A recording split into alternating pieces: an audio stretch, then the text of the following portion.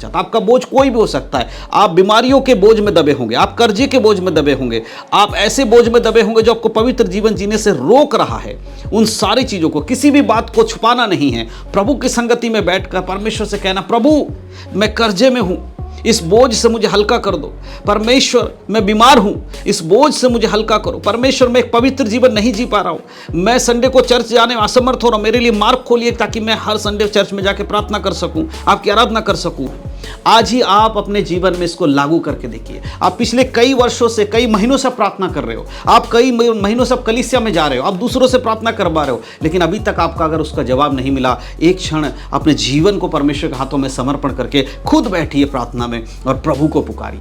आप मेहनत कर रहे हो एक पवित्र जीवन जीने की, आप मेहनत कर रहे हो नशे से अपने आप को दूर करने के लिए, आप मेहनत कर रहे हो गुटखा बीड़ी तंबाकू छोड़ने के लिए, आप एक पवित्र जीवन जीने के लिए मेहनत कर रहे हो, आप परमेश्वर के वचन के अनुसार चलने के लिए मेहनत कर रहे हो, लेकिन आपसे वो नहीं हो रहा, आपकी मेहनत का आपको प्रतिफल नहीं मिल रहा है।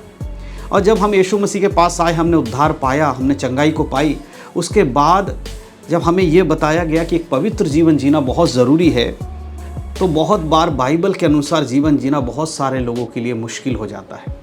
उसके वचनों के अनुसार, यानी कि यीशु मसीह के वचनों के अनुसार जीवन जीना बहुत ज़रूरी है। अगर कोई ये कहता है कि मैंने यीशु मसीह को अपने उद्धारकर्ता के रूप में मान लिया है, लेकिन वो एक ऐसा जीवन नहीं जी रहा है जो कि बाइबल आधारित है, तो फिर उसका यीशु पर विश्वास करना भी व्यर्थ हो जाएगा।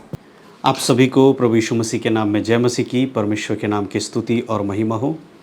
फिर से इस नए वीडियो के माध्यम से मैं आप सभी का स्वागत करता हूं और मैं विश्वास करता हूं कि परमेश्वर ने आपको और आपके परिवार को सुरक्षित रखा है और संभाला है। आज एक नए विषय के साथ बाइबल के कुछ वचनों के द्वारा मैं आप सबसे बात करना चाहता हूं। और आज जिस विषय पे हम बात करने वाले हैं, बाइबल से हम देखने वाले हैं, वो आपके लिए, मेरे लिए, हम सब मसीह भाई बहनों के लिए, जो यीशु मसीह पे विश्वास करता है, उसके लिए बहुत ही ज़्यादा ज़रूरी बातें हैं। मेरे प्रियो, केवल यीशु मसीह पे विश्वास कर लेना ही सब कुछ नहीं है। मेरा कहने का मतलब कि इतना ही बोल देना कि मैं यीशु पे विश्वास करता हूँ, यही सब कुछ नहीं है, परंतु उसके वचनों के अनुसार, यानी कि यीशु मसीह के वचनों के अनुसार जीवन जीना बहुत ज़रूरी है। अगर कोई ये कहता है कि मैंने यीशु मसीह को अपने उद्धारकर्ता के रूप में मान लिया है, लेकिन वो एक ऐसा जीवन नहीं जी रहा है जो कि बाइबल आधारित है, तो फिर उसका यीशु पर विश्वास करना भी व्यर्थ हो जाएगा। क्योंकि जब यीशु मसीह का दूसरा आगमन होगा, जब वो संसार में फिर से वापस आएंगे अपने लोगों को लेने के लिए, तब उन्हीं लोगों को वो अपने साथ लेकर जाएंगे जिन्होंने यीशु मसीह को अपने उद्धारकर्ता के रूप में माना है और अपने जीवन को वचनों के आधारित जिया है। जो व्यक्ति इन दोनों काम को नहीं करेगा, वो यीशु के संग नहीं जा सकता। कई बार ऐसा होता है कि आपने और हमने जब यीशु मसीह को ग्रहण किया है, या कुछ ऐसे लोग होते जिन्होंने यीशु को ग्रहण किया है, तो हमारे जीवन में कुछ ना कुछ ऐसी परेशानी रही होगी। जब हमने प्रार्थना किया होगा, चंगाई पाई होगी, इस वजह से हम यीशु मसीह के पास आए। और जब हम यीशु मसीह के पास आए, हमने उद्धार पाया, हमने चंगाई को पाई, उसके बाद जब हमें ये बताया गया कि एक पवित्र जीवन जीना बहुत ज़रूरी है, तो बहुत बार बाइबल के अनुसार जीवन जीना बहुत सारे लोगों के लिए मुश्किल हो जाता है ना। बहुत सारी बातों पे ध्यान रखना पड़ता है। क्या कर रहे हैं, क्या खा रहे हैं, क्या पी रहे हैं, क्या बोल रहे हैं, कैसा चाल चलन है, इन सब बातों पर ध्यान देना बहुत ज़रूरी है एक विश्वासी के लिए। और अक्सर क्या होता है, बहुत सारे लोग इन बातों पर ध्यान नहीं दे पाते हैं। उन्हें पश्चाताप होता है कि हम एक सही जीवन नहीं जी पा रहे। कई बार वो प्रार्थना के बीच में रोते हैं, कई बार सोचते हैं कि एक पवित्र जीवन जीने में कितनी कठिनाइयाँ आती हैं, कैसे हम पवित्र रह सकते हैं, कैसे हम परिपूर्ण हो सकते हैं, कैसे हम परमेश्वर के वचन में आगे बढ़ सकते हैं। तो आज मैं आपको बताने वाला हूँ कि वो एक तरीका जिसके माध्यम से आप एक पवित्र जीवन जी सकते हैं, आप एक विश्वासी का जीवन जी सकते हैं, आप एक चेले का जीवन जी सकते हैं, आप यीशु मसीह के वचन के अनुसार चल सकते हैं। वो बातें आज आपको मैं बताने वाला हूँ बाइबल के अंदर से। एक वचन मैं आपके लिए पढ़ूंगा, ध्यान से आप लोग सुनिएगा, क्योंकि संसार में ऐसा कोई नहीं है जो हमारी मदद कर सके प्रभु यीशु मसीह के वचन को मानकर उस पर चलने में। केवल एक ही है जो हमारी सहायता कर सकते हैं, और वो है पवित्र आत्मा। और पवित्र आत्मा के द्वारा ही हम पवित्र जीवन जी सकते हैं मेरे प्रियो। क्योंकि जब हम यीशु मसीह पर विश्वास करते हैं, तो हमारी ताकत और बल लगाकर हम पवित्र जीवन नहीं जी सकते, क्योंकि हमारा जो शत्रु है कोई मनुष्य नहीं है ना। हमारा युद्ध मांस और लहू से नहीं, परंतु हमारा जो शत्रु है वो शैतान है। और शैतान हमें हर समय हर वक्त रोकने की कोशिश करता है वचन के अनुसार जीवन जीने से। इसीलिए कई बार कोशिश करने के बाद भी मसीही लोग एक ऐसा जीवन नहीं जी पाते हैं जो कि वचन के अनुसार है। मैं आपको बताना चाहता हूँ मेरे प्रियो कि ऐसा नहीं है कि हम में से कोई भी पवित्र जीवन नहीं जी सकता। अगर हम इन वचनों को मानते हैं, इस वचन की सच्चाई को जान जाते हैं, इसके सामर्थ्य को समझ जाते हैं, तो यही वचन हमें सामर्थ्य देगा ताकि हम एक पवित्र जीवन जी सकें।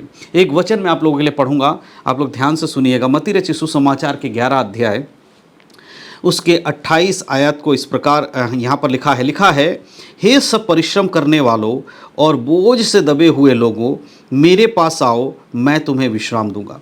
यहाँ पर प्रभु यीशु मसीह कह रहे हैं अपने सामने के लोगों से, उन लोगों से जो यहूदी लोग थे, उनसे कह रहे हैं कि हे सब परिश्रम करने वालों, बोझ से दबे हुए लोगों, मेरे पास आओ, मैं तुम्हें विश्राम दूंगा। आज ये वचन हम लोगों के लिए भी है, ये नया नियम हमारे लिए भी है। ये नया नियम हमसे भी बात करता है और कहता है, हे सब परिश्रम करने वालों, बोझ से दबे हुए लोगों, तुम मेरे पास आओ, मैं तुम्हें विश्राम दूंगा। अब ये परिश्रम क्या है? बहुत बार आप ये सोचोगे कि हम जो नौकरी कर रहे हैं वो परिश्रम है, हम जो कामकाज करने जा रहे हैं वो परिश्रम है, हमारे बिजनेस में जो मेहनत कर रहे हैं वो परिश्रम है।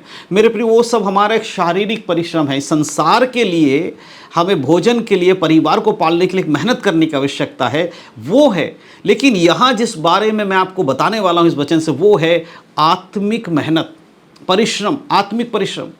आप मेहनत कर रहे हो एक पवित्र जीवन जीने की, आप मेहनत कर रहे हो नशे से अपने आप को दूर करने के लिए, आप मेहनत कर रहे हो गुटखा बीड़ी तंबाकू छोड़ने के लिए, आप एक पवित्र जीवन जीने के लिए मेहनत कर रहे हो, आप परमेश्वर के वचन के अनुसार चलने के लिए मेहनत कर रहे हो, लेकिन आपसे वो नहीं हो रहा, आपकी मेहनत का आपको प्रतिफल नहीं मिल रहा है, क्योंकि आप उसके सामर्थ्य के अनुसार, जो आपको दबाने वाला सामर्थ्य है, यानी शैतान का जो सामर्थ्य शक्ति है जो आपको दबा रहा है, उसको आप हरा नहीं पा रहे हो अपने बल लगाकर। परिश्रम तो आप कर रहे हो, आप संडे को चर्च जा रहे हो, आप बाइबल पढ़ रहे हो, आप प्रार्थना भी शायद कर रहे होगे, आप मीटिंग्स में जा रहे हो, लेकिन फिर भी आपके जीवन में वो सारी चीज़ें हट नहीं रही है जो कि बाइबल के अनुसार सही नहीं है। तो मेरे प्रिय, यहाँ प्रभु कहता है, हे सब परिश्रम करने वालों, हे सब बोझ से दबे हुए लोगों, तुम मेरे पास आओ, मैं तुम्हें विश्राम दूंगा। आज उन सारे थके हुए, मारे हुए लोगों को, मांदे थके मांदे लोग जो हैं, उन सबको प्रभु यीशु मसीह पुकार रहे इस वचन के द्वारा। मेरे प्रियो, अगर मुझे सुनने वाले आप में से कोई भी भाई बहन, कोई भी अगर आज आत्मिक मल युद्ध कर रहा, आत्मिक युद्ध में है और उसके जीवन में ऐसी ऐसी रुकावटें आ रही हैं जिससे वो बाहर नहीं निकल पा रहा, तो ये वचन आज आपके लिए है। आज प्रभु कहता है, सब कुछ छोड़कर तुम मेरे पीछे आओ। या सब कुछ छोड़ने का मतलब ये नहीं कि आप अपने धन संपत्ति, बिजनेस या नौकरी छोड़ो, उसकी बात नहीं कर रहा हूँ। अपने जिन जिन चीज़ों पर आपने भरोसा रखा कि ये मेरी मदद करेगा, ऐसे मैं छूट पाऊंगा, इतना ताकत लगा के मैं इस सारे चीज़ों से बाहर आ पाऊंगा, उन सबको छोड़कर यीशु के पास आइए, परमेश्वर के पास आइए, प्रभु के सामने बैठकर गिड़गिड़ाइए, घुटने पर बैठकर कहिए, परमेश्वर मैं थक गया हूँ, मेरे से अब नहीं हो रहा है, मैं इन चीज़ों को नहीं कर पा रहा हूँ, मैं एक पवित्र जीवन बाइबल के अनुसार नहीं जी पा रहा हूँ, मुझे आप विश्राम दीजिए, मुझे इन चीज़ों से लड़ने की सामर्थ्य दीजिए। मेरे प्रियो, परमेश्वर का आत्मा आपकी सहायता करेगा, क्योंकि पवित्र आत्मा हमारे सहायक के रूप में परमेश्वर ने हमें दिया है। और आगे के वचन में यीशु मसीह कहते हैं, मेरा जुआ अपने ऊपर उठा लो और मुझसे सीखो, क्योंकि मैं नम्र और मन में दीन हूँ, और तुम अपने मन में विश्राम पाओगे। हालेलुया। किस में विश्राम पाओगे? मन में विश्राम पाओगे। जो बोझ से आप दबे हुए हो, जिस परेशानी में आप सोच विचार करते रहते हो, इस कर्जे से मैं कैसे निकलूं, इस परेशानी से मैं कैसे निकलूं, ये मेरे परिवार में सब हो रहा है, इससे मैं कैसे बाहर आऊं, मन में बोझ लेकर चल रहे हो, प्रार्थना कर रहे हो, लेकिन फिर भी वो चीज़ से हट नहीं पा रहा है। इसका अर्थ है अभी तक आप यीशु मसीह पे, परमेश्वर पे, पवित्र आत्मा के ऊपर अभी तक आप आश्रित नहीं हुए हो। आज इस वचन के आधारित आपको परमेश्वर के पास बैठना है, ये कहना है, प्रभु मैं कुछ नहीं कर पाऊंगा, परमेश्वर मेरे बस में कुछ नहीं है प्रभु, परंतु मैं सब कुछ आपके हाथ में सौंपता हूं प्रभु, और मैं चाहता हूं कि आप मेरे जीवन में काम करिए। पवित्र आत्मा, आप मुझे मेरे इन बोझों से हल्का कीजिए। जब आप इस तरह समर्पण के साथ प्रार्थना करेंगे, जब आप इस तरह से अपने आप को परमेश्वर के हाथों में सौंप देंगे, मेरे प्रियो, आप देखेंगे कि ये वचन आपके जीवन में काम करना शुरू कर देगा। आज ही आप अपने जीवन में इसको लागू करके देखिए। आप पिछले कई वर्षों से, कई महीनों से प्रार्थना कर रहे हो, आप कई महीनों से कलीसिया में जा रहे हो, आप दूसरों से प्रार्थना करवा रहे हो, लेकिन अभी तक आपका अगर उसका जवाब नहीं मिला, एक क्षण अपने जीवन को परमेश्वर के हाथों में समर्पण करके खुद बैठिए प्रार्थना में और प्रभु को पुकारिए। परमेश्वर से कहिए, परमेश्वर मैं हारना नहीं चाहता, परमेश्वर मैं शैतान से हारने वाला नहीं हूं, मैं चाहता हूं कि आप मुझे बलवंत करें सामर्थ्य, ताकि मैं शैतान को हरा सकूं। हालेलुया। जब आप इस तरह से प्रार्थना करेंगे इस वचन के अनुसार, तो प्रभु आपको सामर्थ्य प्रदान करेंगे। मेरे प्रियो, प्रभु कहता है मेरा जुआ उठा लो, क्योंकि वो सहज और हल्का है। हम अपनी ताकत और बल लगाकर उस हल को खींचना चाहते हैं, जो संसार रूपी एक हल है, जो आज हमारे कांधों पर रखा गया है, विश्वासियों के कांधों पर रखा गया है, जो शैतान ने बोझ डाल दिया आपके कांधों पर। आप उसको अपना ताकत और बल लगा के खींच रहे, लेकिन आप खींच नहीं पा रहे। प्रभु कह रहा है उसको उतार कर मेरे जुए को उठा लो, क्योंकि वो हल्का और सहज है। जब हम यीशु मसीह को मौका देंगे, तो यीशु मसीह हमारे उस बोझ को हटाकर, जो यीशु मसीह का बोझ है, उसको हमें ले जाने के लिए इजाज़त देंगे। और जब हम यीशु मसीह के बोझ को लेंगे, तो हमारी सहायता करने वाला पवित्र आत्मा है, वो हमें उसमें मदद करेंगे। हम गिरेंगे नहीं, हम लड़खड़ाएंगे नहीं, परंतु आनंद के साथ हम आगे बढ़ते जाएंगे। इस बात को समझिए मेरे प्रियो। इसलिए परमेश्वर आज आपको पुकार रहा है।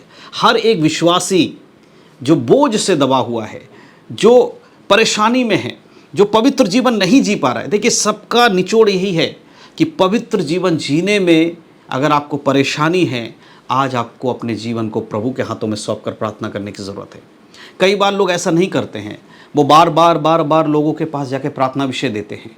आप भी हो सकता है बार बार अपने पास्टर्स को प्रार्थना विषय देते हो, कलीसिया के लोगों को प्रार्थना विषय देते हो, लेकिन खुद प्रार्थना नहीं करते हो। मेरे प्रियो, एक बात आपको और हर एक विश्वासी को समझना ज़रूरी है कि बाइबल हमें प्रार्थना करने के विषय में ज़्यादा फोकस करती है। बाइबल ज़्यादा सिखाती है खुद प्रार्थना करने के विषय में, ना कि प्रार्थना ज़्यादा मांगने के विषय में।